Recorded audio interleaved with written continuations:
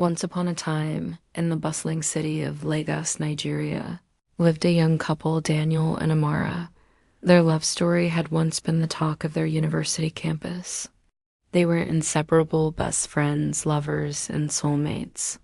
Or at least that's what Amara believed. The marriage that changed everything after 3 years of dating, Daniel finally proposed. It was magical roses, candles, the sunset by the beach. Amara cried tears of joy, dreaming of the life they would build together.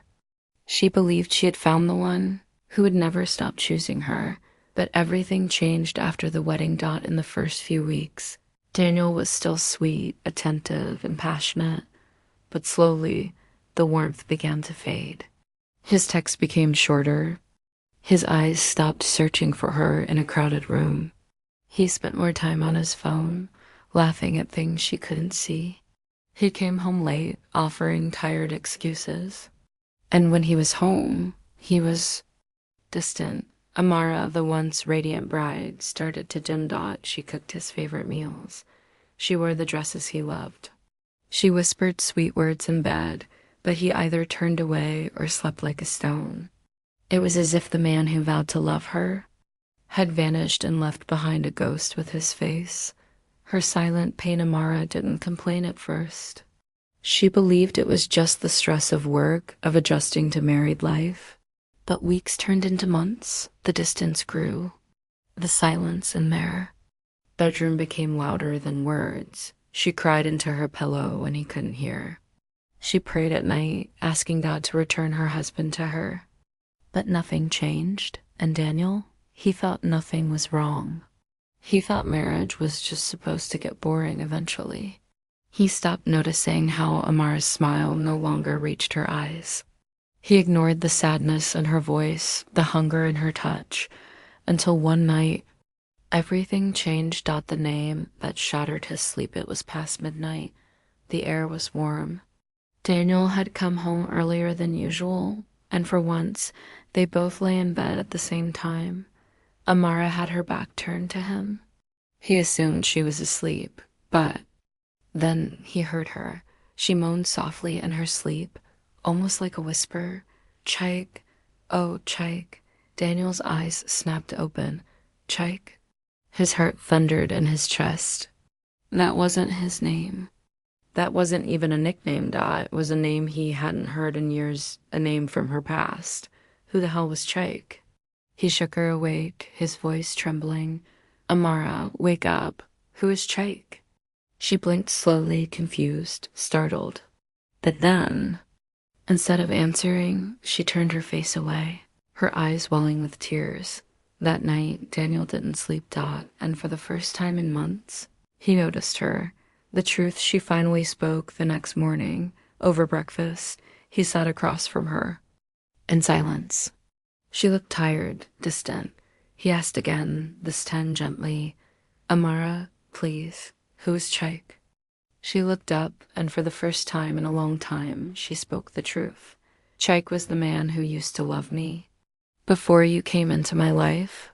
Daniel's hands froze midair. She continued, her voice calm but broken. I never stopped loving you, Daniel. I gave you my heart, my body, my soul. But you stopped choosing me after marriage. You ignored my pain. You made me feel invisible. She stood up, tears falling silently. I don't want Chaik. I want you. But if you're no longer here, then maybe I'm better off dreaming of the man who once made me feel alive.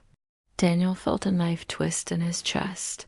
He had ignored her, forgotten how to love her. And now he was losing her, not to another man, but to the memory of a love that felt more real than the one he offered. The man who came back from that day on, Daniel changed. He came home early. He cooked for her. He asked her how her day was and listened. He touched her without expectation. He kissed her forehead like he used to. He took her on walks, held her hand in public, and whispered, I'm still in love with you. It didn't happen overnight. Amara didn't trust it right away. But slowly, the walls came down, the smiles returned. The love started to bloom again, not like the first time, but stronger. because this time he knew better. The woman who found herself again in the weeks that followed. Daniel became a man Amara barely recognized, but in a good way. He no longer brushed off her words. He noticed her favorite perfume. He made breakfast on Sundays. He left little notes for her in her journal, each one a piece of his broken apology. I see you now. Thank you for staying even when I was gone. I'm here, truly here. But even as he tried to fix what he had broken, Amara struggled to believe it was real. She had spent so long living in emotional silence that his sudden tenderness felt like rain after drought. It was welcome but strange. She didn't know if she should dance in it or run for shelter. And worst of all, the guilt haunted her. She hadn't seen or spoken to Chike in years. But that night, in her dream, her heart had gone where it felt safe. It spoke a name she hadn't meant to remember. She asked herself, was I wrong? Was I disloyal? Or was my heart just starving? The counseling room one day, Daniel handed her a folded piece of paper. She opened it and found an address. Marriage. Counselor, he said, I want to do this the right way. Not just with flowers, but with truth. At first, Amar hesitated. But something deep inside told her it was time. So they went. Week after week. In that quiet counseling room, walls came down, secrets poured out. Pain turned into understanding. Amara confessed her loneliness. The night she cried herself to sleep, the way his coldness had crushed her spirit.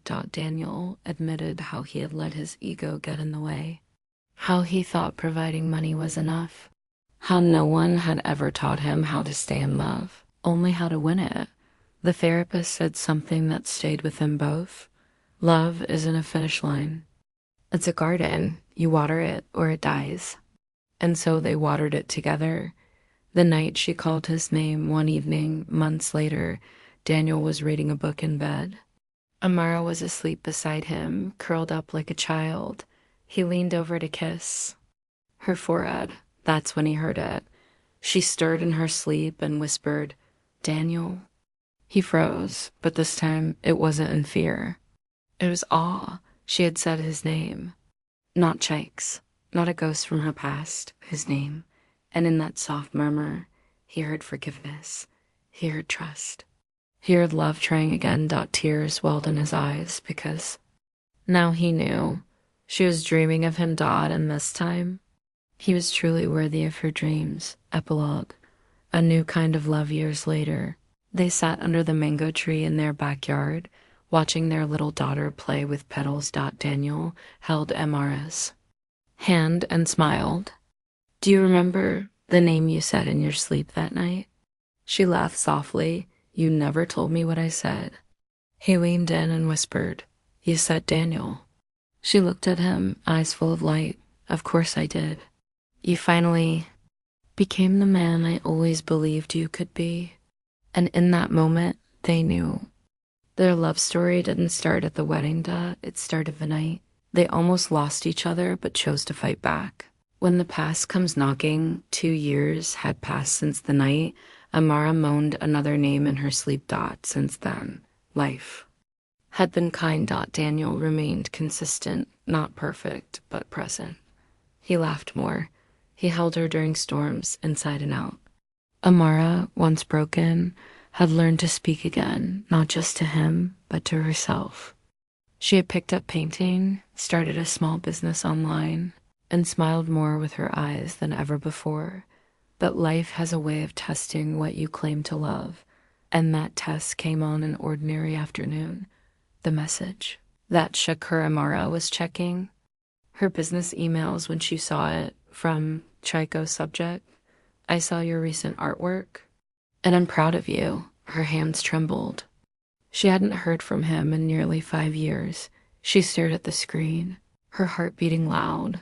He didn't say much, just a kind word, a respectful nod. But it was enough to stir the dust of what once was. She didn't reply. She told herself it meant nothing, but deep inside, she knew it wasn't about Chike, Dot, it was about her. Was she still healing? Was her heart still cracked? Or was this just life reminding her that closure doesn't always come tied in a neat bow?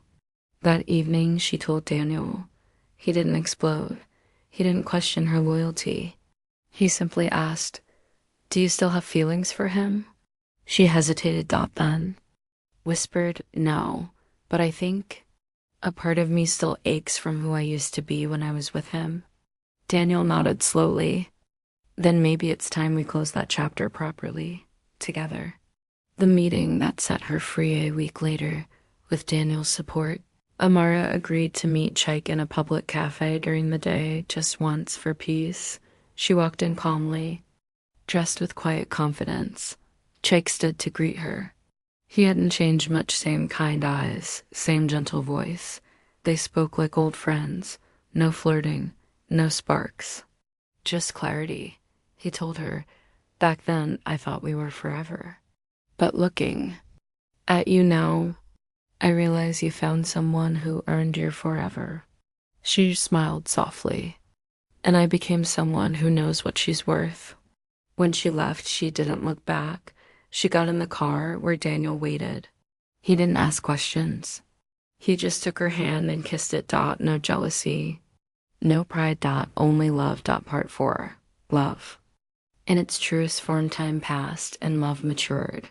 They faced new challenges, financial stress, parenting struggles, moments of doubt. But they faced them together.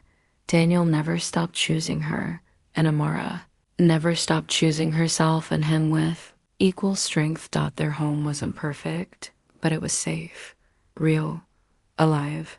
One night, as they sat watching old Weavis time, he chose her every day. Moral of the story: never stop choosing the person you promise forever to.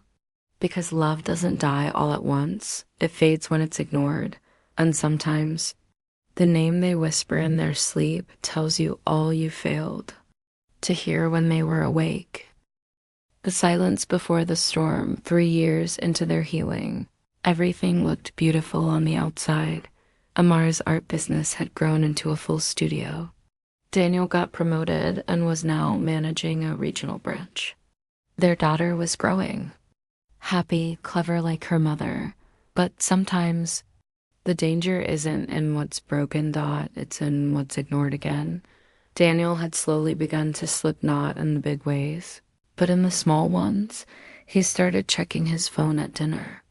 He stopped complimenting her work. He began missing counseling sessions, saying, "We're fine now, right?" The cracks came back, not like thunder, but like whispers. Amara felt them.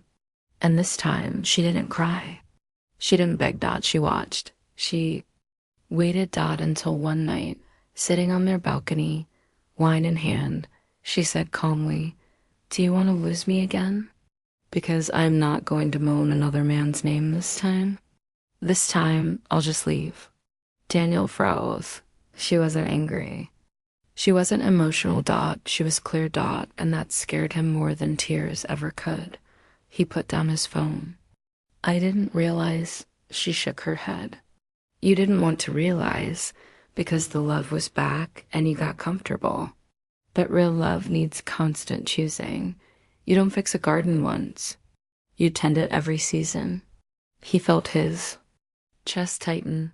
"I can't go through that again, Daniel," she whispered. "This time I'll walk away, not out of anger, but out of love for myself." Daniel reached out, his voice shaking. "No, please, I don't want to lose you, not even a little." And in that moment, he meant it, not because he was afraid of being alone, but because he saw the woman she had become. Whole, worthy, not waiting for his love to define her anymore. Part 6. Love. Grown from the ashes. From that night onward, Daniel recommitted, not to the marriage, but to the relationship. He asked her what kind of touch made her feel seen. He booked a surprise weekend trip just for them. He wrote her a letter, not just apologizing, but thanking her. "Thank you for staying. Thank you for walking beside me, not behind me. Thank you for loving me enough to wake me up again." Amara read it, cried, smiled, But this time, she didn't fall back into old softness.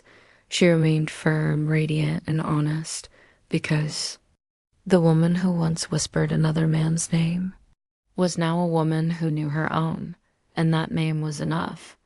Final epilogue. 10 years later, a documentary filmmaker visited their town, asking couples one question: what's your definition of true love? When the camera turned to Amara and Daniel, now older, hands still intertwined, Amara answered, true love is learning someone so deeply that when they forget themselves, you remind them without losing yourself. Daniel looked at her with eyes full of quiet pride, and the world saw what survival looked like. Two people who walked through fire and chose to keep holding hands, even when the burns still ached. Moral of the full journey: marriage is not the happy ending. It's the beginning of many silent tests. You will ignore each other. You will hurt each other. You might even forget each other. But the real ones, they wake up, they fight, they rebuild. And sometimes they even get to fall in love with the same person. Love passed on years had gone by. Their daughter, Zara, was now 16. Fierce, brilliant, independent like her mother, gentle, kind, reflective like her father had become.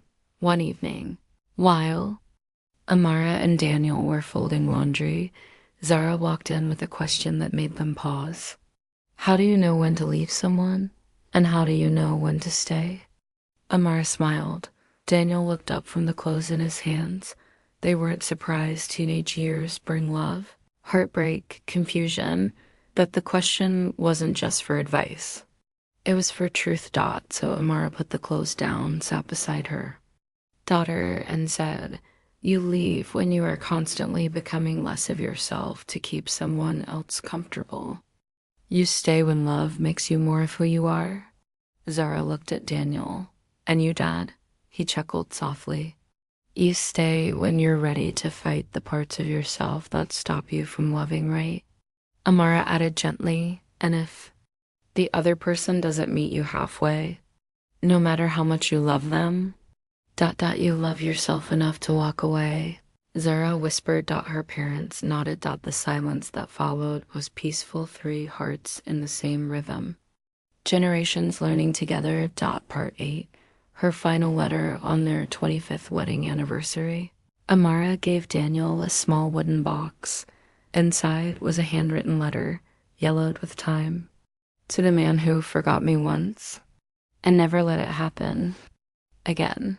The letter traced their story, from laughter to silence, from a whispered name in the dark to the way he showed up every day after, uninvited but welcome. At the bottom, she wrote, thank you for teaching me that love doesn't mean never hurting me. It means knowing when you have and doing everything to make it right. Daniel cried while reading it, not because he was ashamed of who he had been, but because he was grateful for the second chance to become who she always believed he could be. Final, closing scene. Amara stands in her studio looking at a new painting. Its abstract shades of darkness fading into light, with 2 hands reaching for each other in the middle. Daniel walks in behind her, wraps his arms around her waist. She says, I think I'll call it Still Choosing You. He whispers, and I'll keep earning that choice every day. They smile. No fireworks. Just peace. The kind that only comes when you've both been through the storm and chosen to dance in the rain anyway. The quiet victory. 10 years later, Amara and Daniel sat on a park bench, their hands still warm in each other's grasp, held decades of love, forgiveness, and lessons learned the hard way. Nearby, Zara was pushing her own daughter on a swing. Time had passed, wrinkles had crept in. The house was quieter now, but their hearts were louder than ever. Daniel turned to Amara and whispered, I was once a man who thought marriage was a finish line, but you taught me at the beginning. A lifetime of choosing, failing, learning, and choosing again. Amara smiled, resting her head on his shoulder. You were the man I almost lost to your own silence, but you came back. Not as who you were, but as who I always hoped you'd be. They sat in silence, listening to the wind move through the trees. It was in that silence they heard it. Loyalty. Grace. Healing. Not loud. Not dramatic. But earned. Lived. Real. Part 10. The final whisper later that night. In bed, Daniel pulled Amara close and whispered, "Tell me something. Do you ever still think of him?" Chike. Amara looked into his eyes. Soft, clear. She smiled. "I think of who I used to be, but not of him, because I found a greater love, the one that didn't start perfect, but stayed anyway." Daniel blinked back tears. She kissed his forehead. Then slowly, peacefully, she drifted to sleep. And for the first time in decades, he was the one who stayed awake, watching her breathe, listening to the quiet rhythm of a love that almost died, but didn't. Love is what you do next year slipped by like pages in a well-read book. Daniel and Amara now lived in a quieter home, filled not with noise, but with meaning. The walls were covered with Amara's paintings. Each one told a part of their story. Not fairy tales, not perfect portraits, but raw, beautiful human moments. A painting titled "The Silence Between Us," dark, heavy strokes, one called "The Name I Heard," with a woman sleeping and shadows around her lips. Another titled "Choosing Again," two hands reaching across a crack in the canvas. And finally, "Home," soft golden light around two elderly figures under a blooming tree. They had lived what others only preached, that love is not how it starts, but how it survives. Zara's wedding. Date: it was the morning of Zara's wedding. Amara was helping her daughter fasten her dress. She looked stunning, strong, and soft, just like her mother once was. Zara turned to Amara, her voice shaky. "Mama, what if I mess it up? What if I become like Dad in the beginning?" Amara smiled gently, brushing her daughter's cheek. "Then you do what I did. You speak. You stay strong. And if they love you, they'll fight to come back. If not, you'll still have yourself." Zara nodded, eyes glistening. Then she whispered, "I want a love like yours and Dad's." Amara's smile deepened, not because it was perfect, but because it had survived. Then never stop choosing, even when it's hard, even when you're tired, and even when they forget, remind them. But never forget yourself. Final scene, legacy in motion later that night at the wedding. Daniel stood beside Amara as Zara and her husband danced under the stars. Daniel leaned in and asked, "If you could go back to that night, the night I first failed you, would you still stay?" Amara looked at the stars above, then into his tired, wiser eyes. She nodded. "Yes, because I didn't just fall in love with the man you were. I believed in the man you could become, and you became him." Daniel took her hand. They didn't need music. They didn't need vows. They had something deeper. Proof that love, real love, can fall apart and still be put back together stronger, wiser, uncheckable.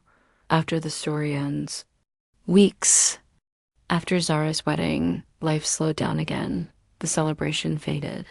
The guests returned home. The house grew still. One evening, Amara sat alone on the garden bench, sketchbook in hand, watching the sunset melt across the sky, the same place Daniel once ignored her from. Years ago, she closed her eyes, feeling the weight of years behind her. A voice interrupted the silence. "Funny how this bench remembers everything," Daniel said, walking up with 2 cups of tea. She smiled. "It does."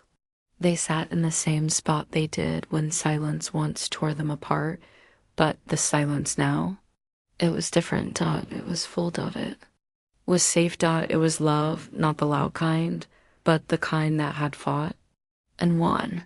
Daniel's final confession. Daniel tour. A story told again 10 years later. Zora sat in a sunlit living room, her daughter, little Amara, curled in her lap. The child pointed to an old, framed photo on the shelf, her grandparents sitting on a park bench, holding hands, smiling gently. At the camera, there is something timeless about their posture. Mama, she said. Who are they? Zara smiled. That's Grandma Amara and Grandpa Daniel. They were in love for a long time, like you and Daddy. Zara paused, even longer and stronger. Because they loved each other even after they got tired, even after they hurt each other. Did they fight? Zara laughed softly. Oh, yes. But they always came back. They knew love wasn't about being right. It was about being brave, watching this and now. We come to you, Dot. Yes, you listening. Not Amara, not Daniel. Not Zara. You, sitting with a quiet ache in your chest. You who stayed too long in a silence. That burned. You who walked away when love stopped growing. You who whispered someone else's name because yours was never spoken. You who forgave them, or maybe you who never forgave yourself. This story isn't just theirs, Dot, it's yours. Because at some point, we all become Daniel, forgetting the weight of love we promised to carry. And at some point, we all become Amara, waiting to be seen, heard, and held like we deserve, Dot. So the question is, what will you do next? Will you return? Will you choose them again? Will you choose yourself, finally? Because love is never found, Dot. It's built. And it's never lost, Dot. It's left behind, Dot. So if someone is waiting, go to them, Dot, if someone forgot you. Remind them. And if no one sees you, yet see yourself first. For the one who stayed till the end, if you're still here, you didn't just come for a story. You came for a reminder. Maybe you've been Amara, unseen, touched but not felt, spoken to but never truly heard. Maybe your love slowly wilted in a room filled with silence, and you prayed they would notice before it was too late. Or maybe you were Daniel, a good heart that got distracted, someone who didn't realize how cold they'd become until they heard the name that wasn't theirs. And maybe, just maybe, you've lost someone because you waited too long to show up. But let me tell you this, it's not weakness to want to be chosen, Dot. It's not desperate to crave presence, touch, effort, and words, Dot. It's human and real love. It doesn't just feel. It shows. It shows up. It grows. It gets back up, even when the silence grows deep. Even when the name they whispered wasn't yours. If you've still got time, say what you couldn't, do what you didn't, become who you weren't. If no one has told you this today, if no one has held your face gently and said this to you, let me be the first. You deserve to be chosen, not out of habit, not out of obligation, but out of desire. You deserve eyes that look at you like they've been waiting their whole life, a hand that reaches without hesitation, a voice that says your name, not just when you're gone, but while you're still there. Hoping, Dot, to the ones who loved in silence. Maybe you didn't moan another name, but maybe your soul did. Maybe in the quiet moments between dinner and sleep, you whispered to yourself, there has to be more than this. And maybe you stayed too long, hoping they'd come back to the version of them who used to care. Or maybe they did come back, and this story felt like a second chance, Dot, to remember what you almost lost, Dot, to treasure what's still here. What love really sounds like. Love doesn't always arrive with fireworks. Sometimes love walks back into the room. Quietly, tenderly, apologetically, Dot. Sometimes love is the sound of two people sitting in silence, but this time together. A final note for the silent hearts. Sometimes the deepest stories are not the ones told out loud. They're the ones written quietly on the walls of our chest. In the sighs we let out when no one's listening, Dot, in the glances across the table that carry more truth than whole conversations, Dot, in the ache of hearing your name from someone who hasn't said it sweetly in months, Dot. If this story touched you, it was for you. It wasn't just Amara. It wasn't just Daniel, Dot. It was all of us, Dot, because all of us, at some point, have loved someone who forgot how to love us back. And all of us, at some point, have hurt someone we still pray forgives us in there. Quiet, Dot. So here's what you do now if there's still someone beside you. Reach for their hand tonight. If it's over, grieve it with honor. Don't pretend it didn't matter, Dot, if it's fading. Speak up before silence buries you, both, Dot, and if the love you needed was your own. Wrap your arms around yourself tonight. Say, I forgive you for staying. I'm proud of you for leaving. I honor you for healing. Because even if no one else heard your moan, your Sue did, and it listened. And it's still here after the story ends. You begin the screen as dark now. The story has been told. The names have stopped echoing, but you're still here. And that means this wasn't just a story to you. Maybe it reminded you of someone. Maybe it reminded you of yourself. Maybe it woke something in you that's been sleeping for years. A need, a memory, a question, a truth. You're not alone in this. You're not the only one who's whispered, I wish they would just see me. You're not the only one who waited, loved harder, hurt quieter, and you're not the only one who's healing now. Piece by piece, choice by choice, day by day, Dot. So this is for you, for the one who forgave when no one said sorry, for the one who stayed soft, even when the world tried to harden them, for the one who still believes in love, not perfect love, but real love, love that listens, love that returns, love that holds your name like it matters. The mirror this story wasn't just about a woman named Amara, or a man named Daniel, or a love that broke before it could heal. This story was a mirror. Mirror for the person sitting in their room right now, headphones in, light off, heart full, because maybe you're the one who needed to know. You're not crazy for wanting to be held. You're not weak for wanting to feel loved again. You're not dramatic for noticing the silence in someone's voice, and maybe you're the one who walked away from something that once felt like home. And now you wonder late at night if they ever call your name in the dark.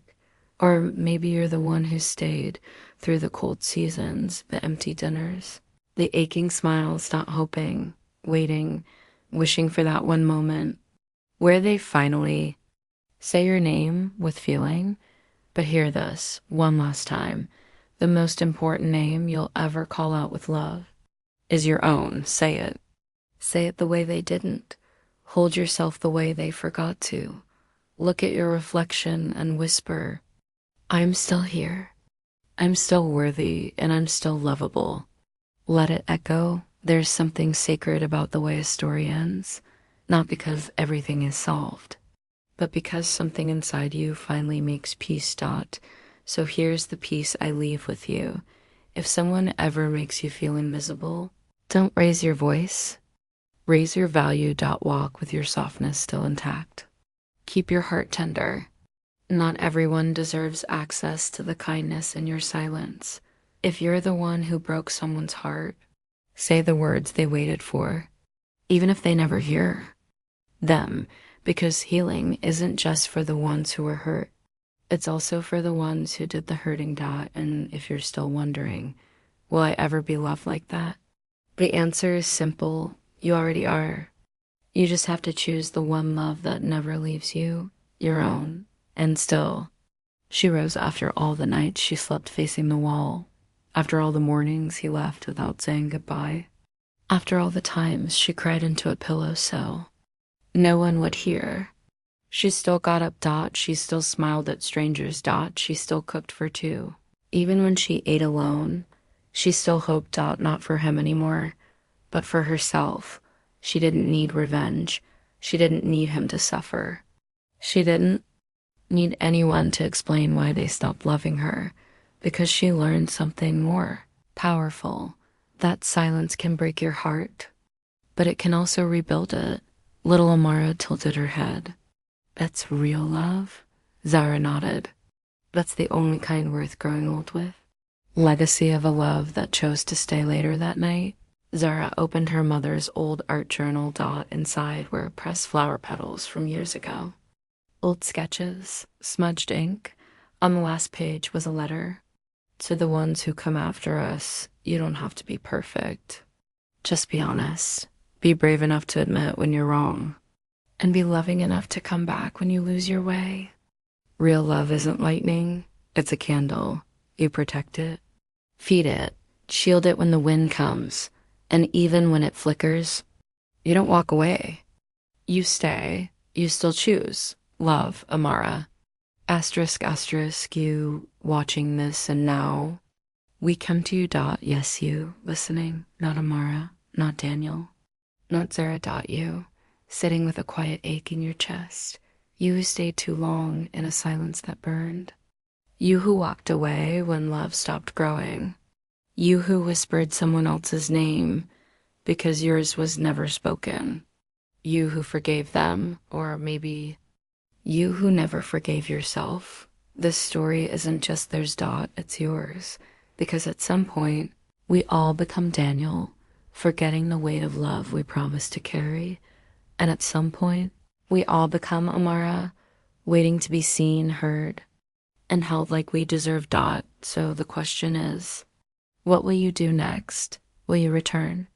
Will you choose them again? Will you choose yourself, finally? Because love is never found. It's built, and it's never lost. It's left behind. So if someone is waiting, go to them. If someone forgot you, remind them. And if no one sees you, yet see yourself first. Zara closed the journal and looked out the window where the stars were just beginning to shine.